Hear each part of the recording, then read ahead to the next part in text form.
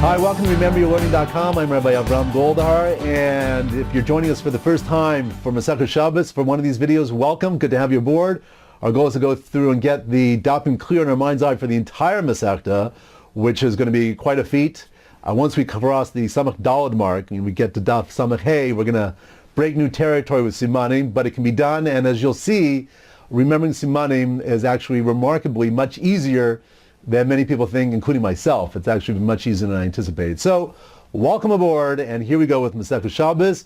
I'm going to review the dapim from Daf Beis to Daf Tes. Typically I put out these videos on Friday, so I'll keep you for this upcoming week's review video. And at the end, I'm going to quiz you, and I'll ask you where we find different topics for these dapim, and you can use the Simanim to hopefully find the topic. Okay, here goes. So Daf Beis deals with our opening Mishnah in Shabbos. You see it's the Shabbos Shtaim Shin Arba with the Bechutz, Bifnim, Baal Bayis, the Ani, the bread going back and forth. And then we open the Gemara with the question of why in the Mishnah in Shavuos it just mentions the Shabbos Shtaim Shin Arba, and that's it. So it clarifies the difference between the two, why we went more detail in Masechah Shabbos. So the siman is, for Daf Beis, Bayis is a house. So we imagine two windows in this house where there's a Baal Bayis on either side of by the two windows on the inside, and the two anim on the outside by the two windows, and they're passing the bread back and forth, one passing back more quickly than the other, because that represents in the Masechah Shabbos, the Mishnah in Shabbos. Okay, that's Daf Beis. Daf Gimel opens with the issue of why don't we consider, maybe there's really 12 cases in our Mishnah, or maybe up to 16 cases if you add them all up. So it clarifies why that's not so. Then we learn that if two people get together to do a malacha, they're not chai midaraisa for that malacha. We also learn that the body is considered at a state of rest before it moves, where the hand is never at a state of rest. It's always moving. And then we got to the case that maybe when someone sticks their hand out in Rishus Rabbim holding something, maybe we should consider that like holding on a carmelis, and they should not be allowed to pull their hand back until the end of Shabbos. So our siman for Daf Gimel is a Gamal is a camel. So we said the siman is, imagine a camel with 12 humps on his back, being carried by two people on either end, and they're carrying this camel with the 12 humps to see their friend who's being punished because he held his hand out with something in it into the Rishus Rabbim, so he can't bring it back until the end of Shabbos. So they're going to visit their friend and keep him company. Okay, that's Daf Gimel and that's Siman. Daf Daled deals with the issue of Rabbi Bar Abai's case of Roda Pas Bataner, someone who puts dough in an oven on Shabbos, should be allowed to take it out before he be chayiv achatas or worth skila, depending on his intention. And we also learn there, can someone else sin on his behalf, so he shouldn't be chayiv. Then we get to the issue about who's the Tana that holds that you don't require for a kira hanacha makam dalad al dalad, like a hand, which is less obviously than a makam dalad al dalad tfachim. And we consider Rabbi Kiva. That's one possibility in the case of kutakamish or chunchadamya, where someone's throwing something from Rishus Yachid to Rishus Yachid through Rishus Rabbim. And then we get to another consideration. Maybe it's Rebbe who holds that someone who throws something onto a ziz that's in Rishus Rabbim, but a protrusion, maybe would be chayiv there. So our siman is that dalet is a door. So we imagine a door that someone stuck some dough on it, flaming dough, and it's being shot through the Rishus Rabbim, like Rabbi Kiva's case, and it lands on a ziz, on a protrusion, which is Rebbe's case, the consideration that he might be the Tana.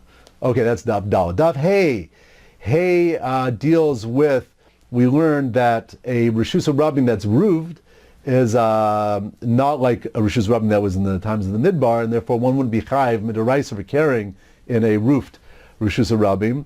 Then we have the case of someone throwing an object to another person, and the din is different depending on whether the person who catches it is catching the place when the guy threw it, or he's moving to catch it, or what if someone's trying to catch his own ball and he catches it and runs to catch it? What's the din there? Does the kira hanacha, is it connected or not? Part of the same hanacha and the kira, I should say. And then we got to the case of what's considered really something of rest. Water coming down a wall, is that a state of rest? Scooping up. Or what's the din of water al gabi mayim, or an egos in a kli al gabi mayim? What's the din there? Is it a state of rest? So daf hay, the sim for hay is a haystack. So imagine a barn full of hay. up into the roof of the barn, and you have these two guys playing catch over a wall where there's water. It's like a nice, fountain wall where water's trickling down the wall. And at the bottom there's a little puddle, and there's a little kli with an egos, a nut in it floating on the puddle, and they're throwing it back and forth. And I have in mind also that one of the guys is a midget, because it's just that havamina that maybe, the way we could work out the Mishnah, our first Mishnah is, a midget, or someone bending down and with his hand low, or he's standing in a guma, very low to Rishus Harabim. So I just, one of the guys, a midget, remember that as well. Okay, Davav. Davav deals with the case of if someone goes from Rishus Yachid through a Makam Patur into Rishus Harabim, is he chayev?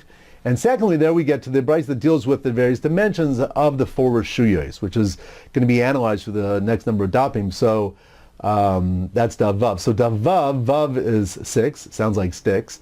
So imagine a guy carrying a bundle of sticks through a Makam Patur. So in my mind, just imagine, he's carrying it through a bunch of fire hydrants. Each fire hydrant is like, or is a Makam Patur, is maybe hopping along from fire hydrant to hydrant into Rishus Harabim, is he chayev? And secondly, when he gets the sticks there in Rishus Harabim, he's making sort of like a model of how each Rishus looks, using all these sticks as his markers and so on to show us what the different dimensions of each Rishus is. Okay, that's Dav Vav. Dav Zayin deals with the case of Carmelis, where we learn out that a nook in Rishus Harabim was actually the case that the Chachamim were concerned about. They had the din of a Carmelis, a nook that someone might stand in by the side of Rishus Harabim. We also deal with the case of the pillars and the istatya, the benches that people would sit in, and the marketplace in Rishus Harabim as in terms of a din of a Carmelis. We also have the case of throwing the dates on the brick that's up, and the plump date sticking onto the brick, and we get into the issues of a Carmelis. 4x4, but up to 9. So what was our case? So Dav Zayin is a gun, some weapons. So we had the shootout in Rishus Harabim between about what the din of a Carmelis is. These two sides. On one hand, you have guys standing in the nook shooting. On the other side, you have the guys hiding behind the pillars and the benches in Rishus Harabim. excuse me, shooting from the other side. In the middle, there's this brick with these plump dates being shot at it, and it's all about the dimensions of a Carmelis. Okay, that's Dav Zayin. Dav Ches. So here we have the interesting case of the kaveris, a basket that's looks like a beehive, or it might be used to hold honey, being thrown into Rishus Harabim. And there we have the idea that a reshus, depending on its dimensions, it might be considered its own reshus, and it's being thrown into Rishus Harabim. So it's not an object, its own reshus, and therefore one's not chayev for transferring hotzah or reshus itself. Then we get the idea of a guma in Rishus Harabim, a pit within Rishus Harabim. What's its din? Would it be considered part of Rishus Harabim? And then we get to the idea of the sticks. If someone has a bundle of sticks that he's transferring, but he's just toppling one end over and then takes the other end toppling it. So there's never a kir hanacha on both sides at once. He would not be chayiv for. And then we have the din of the eskupa, the threshold at the doorway. What's the din of an eskupa? So there we have ches 8 is a menorah. So you have this guy picking up his beautiful menorah made. Each cup looks like a kaveris, a basket of woven basket like a beehive. He's pulling it out of the guma where it was in storage from last Hanukkah, and he's lighting with his bundle of sticks, and the bundle of sticks are topping from one nair to the next, and of course he's standing on his eskupa, his threshold, to do the lighting. That's Dav Ches. Okay, and the final Dav is Dav Tes. Dav Tes deals with the case of carrying in a mavui and the need for how far with the need for the lechi and the korah, and also the case of, we get to the next Mishnah, of things that are prohibited to do out of concern that one might miss mincha, such as getting a haircut, or starting a meal, or beginning a psak din, or going to the base of merchatz.